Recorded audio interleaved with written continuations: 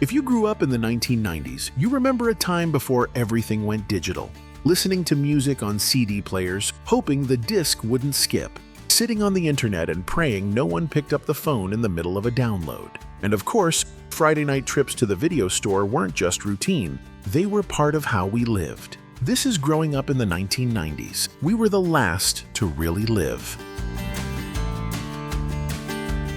In the early 90s, CD players started replacing cassette Walkmans, and it felt like a big upgrade. No more rewinding tapes or flipping sides. Just pop in a disc and skip straight to your favorite track. The sound was clearer, more polished, especially compared to worn-out cassettes, but they weren't perfect. Ideal proving ground for the Sony Discman with ESP. We developed ESP technology. Most of us remember walking around trying not to jostle the thing, because even with anti-skip tech, a small bump could make the music jump ahead mid-song. People carried them flat in one hand like a tray, just to keep things steady. Still, it was worth it. CDs felt like the future, even if you had to babysit the player. There was something about making mixtapes that was just magic. The task of hitting record at the right moment, trying to avoid the DJ talking over the song, and hoping you didn't end up with an awkward fade-out at the end. It was an art form. We made them for ourselves, for our crushes, or just to share with friends. The mix of songs on a single tape told a story. And then, as CDs took over, we switched to burning our mixes onto discs. Too bad kids today will never really know the thrill of exchanging a mixtape with a friend, or the rush of hearing that perfect song when you hit play. And don't say you never made a mixtape back in the day. Friday nights used to mean grabbing a worn-out VHS tape, sliding it into the VCR, and hitting play. Whether it was a movie you owned or one you rented from the corner video store, there was something special about watching it on your own TV. The picture was grainy, the tracking sometimes needed adjusting, but that was part of the charm. And remember those insert sheets that came with new blank tapes? We had dozens of them, always nearby, just in case. The soft whir as the tape loaded, that satisfying click, it meant you were in for a good time, right there in your living room. Okay, and we can play it on my brother's computer. Okay, no problem. All we gotta do is... Before flash drives or cloud storage, we had floppy disks. And I mean floppy. If you're old enough, you might remember the big 8-inch ones, or those 5¼ inch disks that actually bent when you held them.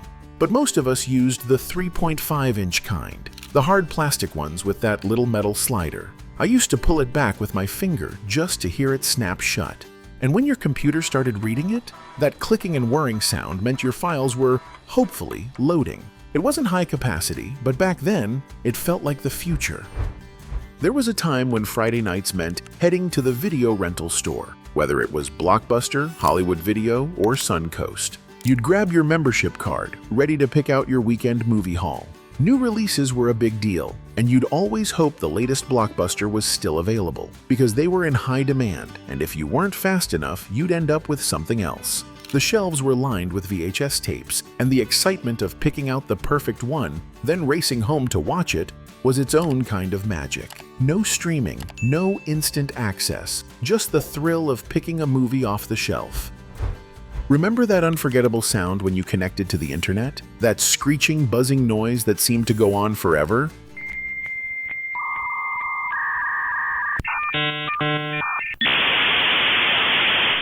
You knew you were about to dive into something new, but it always felt like an adventure, or a test of patience. If someone in the house picked up the phone while you were online, it was like losing all progress, especially if you were downloading a file, and everything would reset from the beginning. It wasn't uncommon to hear your mom yelling, "Don't pick up the phone, I'm waiting for an important call." And don't forget that heart-pounding moment when the screen finally loaded and that iconic, "You've got mail," popped up. A simple message, but it felt like you had won the internet lottery back then. POGs were one of those things that defined the 90s. But look, I got some cool POGs. Elf POGs.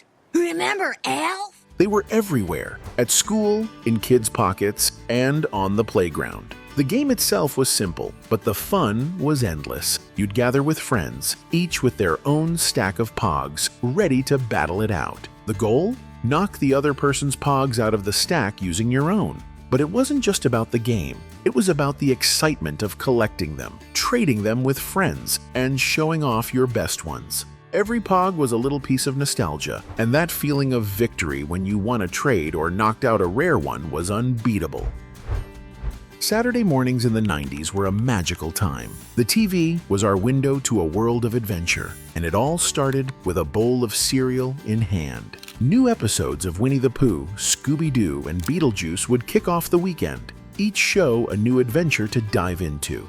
The excitement of discovering what was coming next kept us glued to the screen, while the theme songs became the soundtrack of our childhood. Saturdays weren't just about cartoons, they were about the simple joy of the weekend and all the possibilities it brought. And when the cartoons ended, well, it was time to go outside and start our own adventures.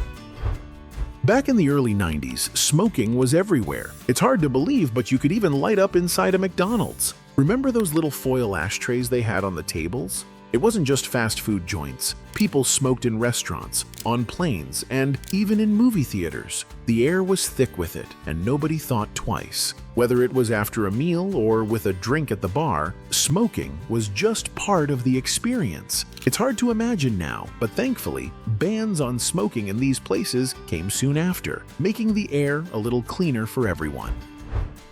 Disposable cameras were everywhere back in the day. You'd take them to birthdays, weddings, parties, really, any event worth remembering.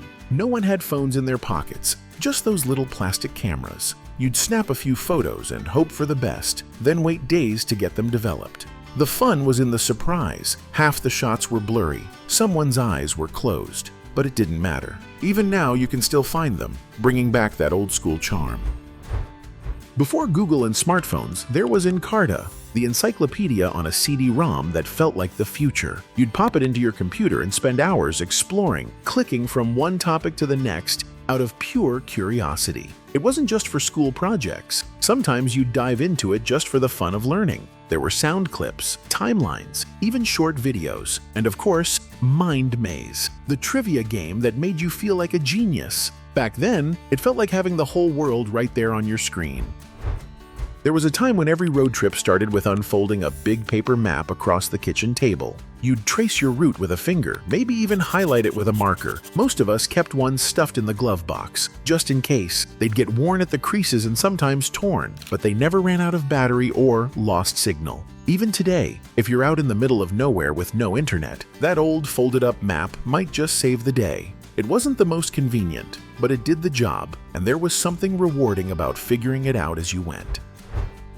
In the days before the internet made walkthroughs and cheat codes easy to find, gaming magazines were our go-to guides. Magazines like Electronic Gaming Monthly, GamePro, and Tips and Tricks were practically like treasure maps, leading us to the best tips, cheats, and reviews. Each issue was a mini event. We'd flip through the pages, finding new tricks to try or sneak peeks at upcoming games. It was a world of gaming discovery before the days of online forums or YouTube tutorials. You had to wait, savor it, and sometimes even fight for the best tips.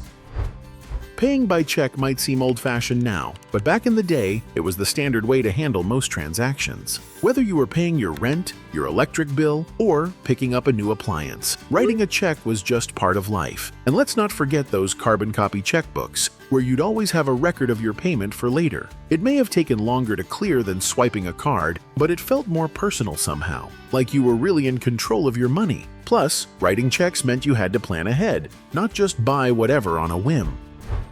Flying in the 90s became more accessible to the average person. With the rise of budget airlines and more affordable fares, flying wasn't just for the wealthy anymore. It felt like a new era of travel, where people from all walks of life could hop on a plane and explore new places. There were still no long security lines or tight regulations, and it felt more relaxed. Traveling in the 90s had a different kind of charm. It wasn't always the most comfortable, but it felt special. PB Crisps were a beloved snack from the 90s, shaped like peanuts and packed with delicious fillings like peanut butter, chocolate, or even peanut butter and jelly. Their crunchy outer shell and smooth, creamy filling created the perfect snack experience. Whether you grabbed them for a quick snack after school or packed them in your lunch, they were a staple for many. Sadly, PB Crisps are no longer around, but for those who remember, they still bring back those tasty memories of the 90s. What comes to mind when you think of the 90s? I'd love to hear your memories in the comments. And if you enjoyed this little trip back in time, don't forget to subscribe for more nostalgic content coming your way.